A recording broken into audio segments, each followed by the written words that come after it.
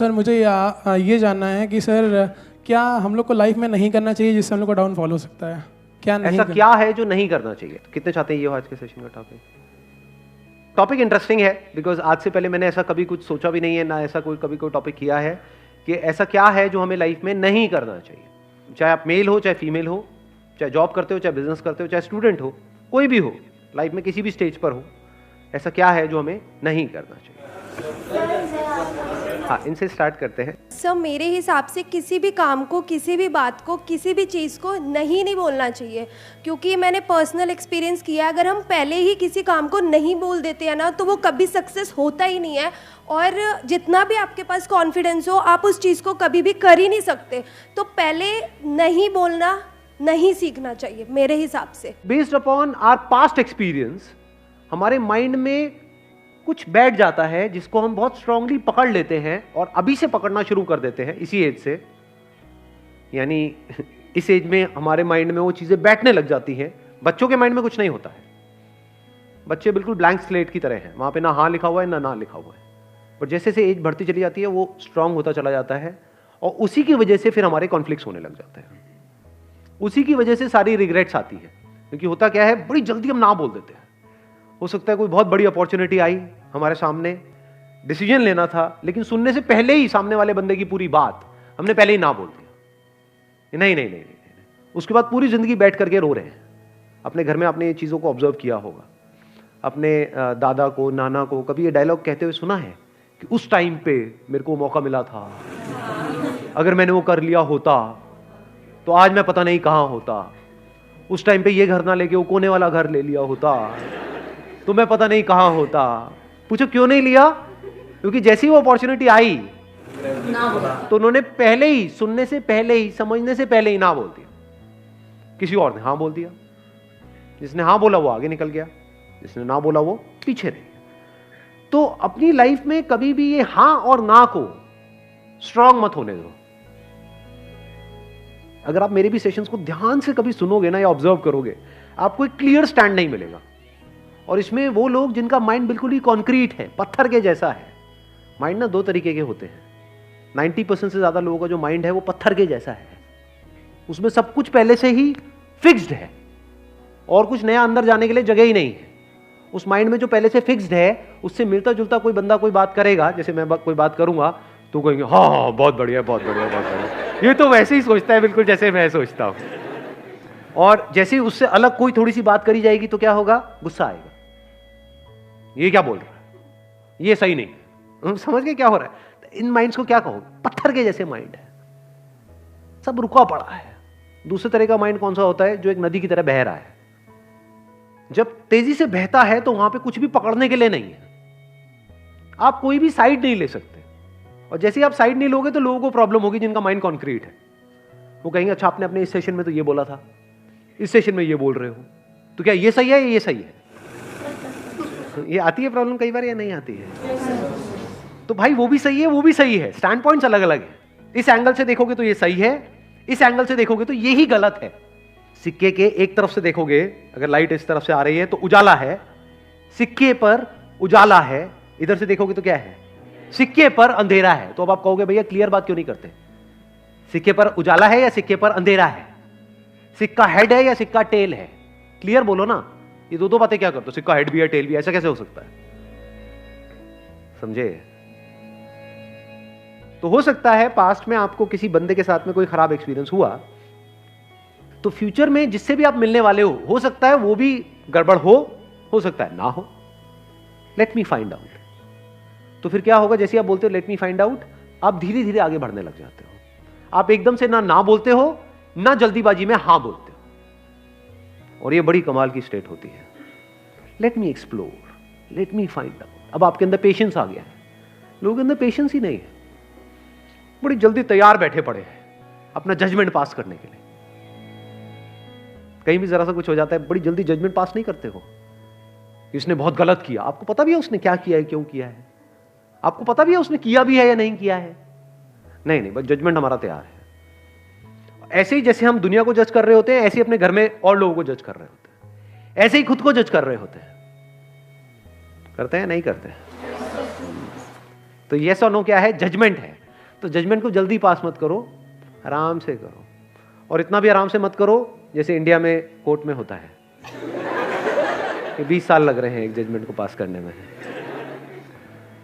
20 साल नहीं लगने चाहिए, ना 20 सेकंड लगने चाहिए, बीच का टाइम कहीं पे ठीक है, थोड़ा सा 2-4 दिन, 5 दिन, 20 दिन।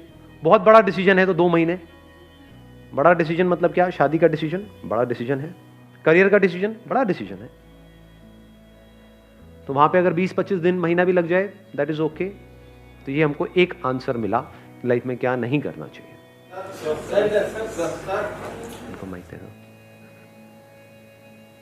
एक्चुअली सर मेरे को लगता है कि हमें हमारे ऊपर पर्सनली सेल्फ डाउट नहीं होना चाहिए कोई भी काम करने से पहले। अगर हमने अपने आप पे डाउट करना शुरू कर दिया, फिर हम कुछ भी करेंगे, लाइक अगर मैं यहाँ स्टैंड करूँगी फिर मेरे को लगेगा मैं खड़ी हो रही, मैं कहीं गिर तो नहीं जाऊँगी। सो मुझे लग रहा है कि वो डाउट नहीं करना चाहिए अपने आप पे। हमें अपने ऊपर डाउट होने लग जाता है कि मैं ये कर भी पाऊंगा या नहीं कर पाऊंगा। तो अब ये बड़ा अच्छा पॉइंट है, ये खत्म कैसे हो? ये जो सेल्फ डाउट है ये एक बहुत बड़ी प्रॉब्लम है, क्योंकि अगर आपको अपने ऊपर ज़रूरत से ज़्यादा डाउट होने लग जाए, मैं इसको बोल सकता हूँ excess of everything is bad. Doubt हमारे माइंड में इस तरीके से आ रहा है कि मैं ये काम करूँ या ना करूँ, ठीक है, होना चाहिए। मैं इस बंदे पे ट्रस्ट करूँ या ना करूँ, होना चाहिए। कोई बंदा आकर के बोल रहा है कि हाँ मेरे को पैसा दे दे, 1 साल में तेरा डबल करवा दूंगा, तो वहाँ पे डाउट होना चाहिए कि ये बंदा फ्रॉड है। तो अब अगर ये सेल्फ डाउट आपको हेल्प कर रहा है तब तो बहुत बढ़िया है। अगर इस सेल्फ डाउट की वजह से आप अटक गए हो लाइफ में, ये सेल्फ डाउट इतना ज्यादा बढ़ गया है कि आपने अपने हथियार ही डाल दिए हैं, कि आप कह रहे हो कि नहीं अब तो कुछ हो ही नहीं सकता, मैं तो कुछ कर ही नहीं सकती, मैं तो कुछ कर ही नहीं सकता, मेरे तो कुछ बस का ही नहीं। हाँ वो सब कुछ कर सकता है, वो अलग मिट्टी का बना हुआ है, मैं नहीं कर सकता। ये आने लग जाता है, नहीं आता है। इससे कैसे बचे? अंदर तक आपको ये पता होना चाहिए, अंदर तक, कि आप में, मुझ में, किसी में भी कोई फर्क नहीं है।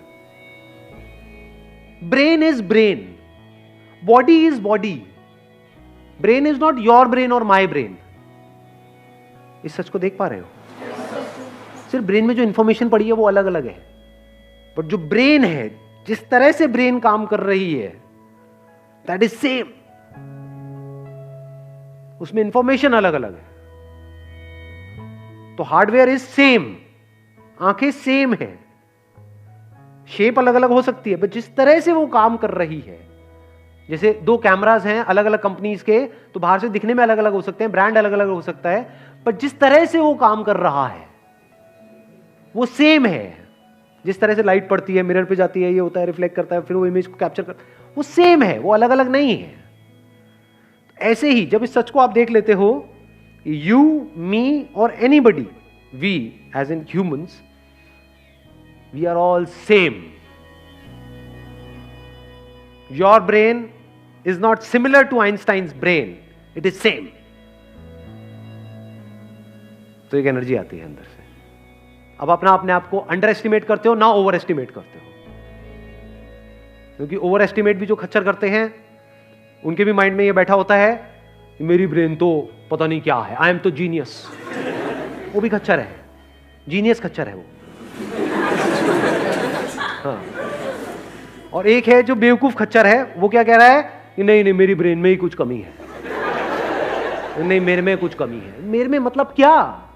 अलग तरह की इंफॉर्मेशन अंदर डाल दो, वो अलग तरह से काम करने लग जाएगी ब्रेन। सिंपल है। जैसे कभी ऐसा हो जाता है कि जब लाइफ में मूड बहुत खराब होता है, यानी एक तरह के थॉट्स अंदर चल रहे हैं, एक तरह की इंफॉर्मेशन अंदर प्ले होती चली जा रही है ब्रेन पे, एकदम से आपने मेरा कोई सेशन देखा या कोई बुक पढ़ी या किसी और का कोई सेशन देखा, एकदम से सब कुछ बदल गया। तो क्या बदला है वहां पर? क्या ब्रेन बदल गई है? हार्डवेयर बदला है, सॉफ्टवेयर ही तो बदला है, इंफॉर्मेशन ही तो बदली है।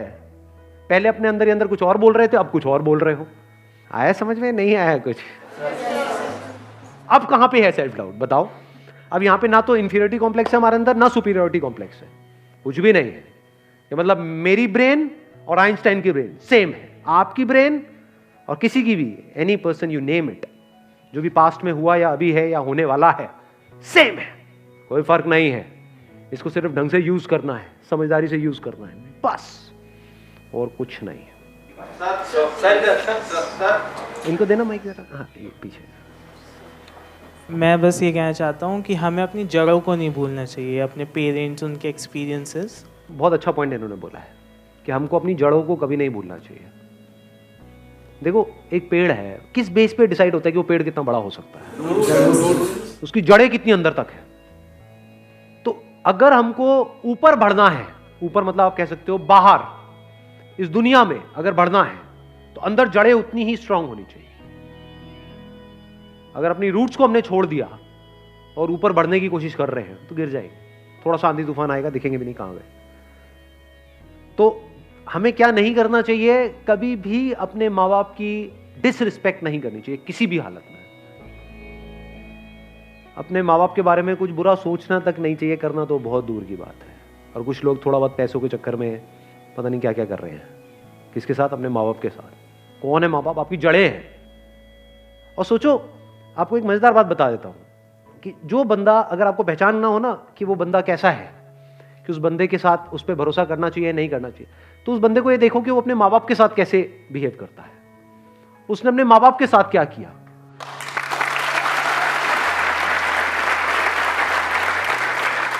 क्योंकि जो बंदा अपने माँ बाप का सगा नहीं हुआ, अपने भाई बहन का सगा नहीं हुआ, वो किसका सगा होगा? उस पर क्या भरोसा करोगे? वक्त आने पे वो आपको भी काटेगा। जिसने अपनी जड़ें काट दी, उसके लिए और दूसरा पेड़ कहां मैटर करता है? आप तो दूसरे हो ना। जिसने अपने को नहीं छोड़ा वो आपको क्या छोड़ेगा?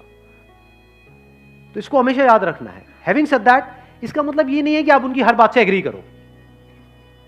नहीं, ओपिनियन अलग अलग हो सकते हैं। डिसीजंस के बेस पे लड़ाई हो सकती है कि मेरा डिसीजन ये है, आपका डिसीजन ये है, मैं ये चाहता हूं, आप ये चाहते हो। उसमें लड़ाई हो सकती है और वहां पे करनी भी चाहिए। ये नहीं कि जो वो कह रहे हैं हर बात पे हम एग्री कर जाए। ऐसा नहीं होना चाहिए। फिर तो आपकी अपनी आइडेंटिटी ही क्या रही? कुछ भी नहीं है। वो बोलते रहेंगे, आप करते रहोगे। तो रिस्पेक्ट अलग चीज है और डिफरेंस ऑफ ओपिनियन अलग चीज है। तो इसको मिक्स मत करना। बिकॉज मेरे को पता है मेरी ये बात सुनते ही लोग क्या बोलेंगे कि हाँ, मेरे माँ बाप, अब आप जो कहोगे मैं वही करूंगा। वो कहेंगे बढ़िया है, यही तो हमें चाहिए था। ऐसे ही तो चाहिए हमें कि बेटा चल, अब तुझे ये करना है, तुझे ये करना है, तुझे ये करना है, इतने बजे उठना है, इतने बजे सोना है, इतने बजे यहाँ जाना है, वहां जाना है, ये होगा वो होगा, सारा कुछ। तुमसे लड़ लो। जहां पे अपनापन होता है वहीं पे लड़ाई होती है। अनजान से कौन लड़ता है कभी यहाँ पे अनजान में आपस में अभी कोई लड़ाई हुई है आकर के? तू मुझे पसंद नहीं है, भाड़ किया किसी ने ऐसा आपस में? हाँ, नहीं किया। क्यों नहीं किया? क्योंकि अनजान है। क्या अपने अपने घर चले जाना है सबको इस सेशन के बाद में? किससे किसको क्या लेना देना है? अपनों से ही तो लड़ाई होती है, अपनी बीवी से, अपने पति से, अपने माँ बाप से। तो लड़ो, लड़ने में कोई बुराई नहीं है। अपनेपन से लड़ो। ऐसे लड़ो कि भाई लड़ेंगे, मरेंगे, कटेंगे, जो मर्जी करेंगे, अलग नहीं हो, रहेंगे साथ में।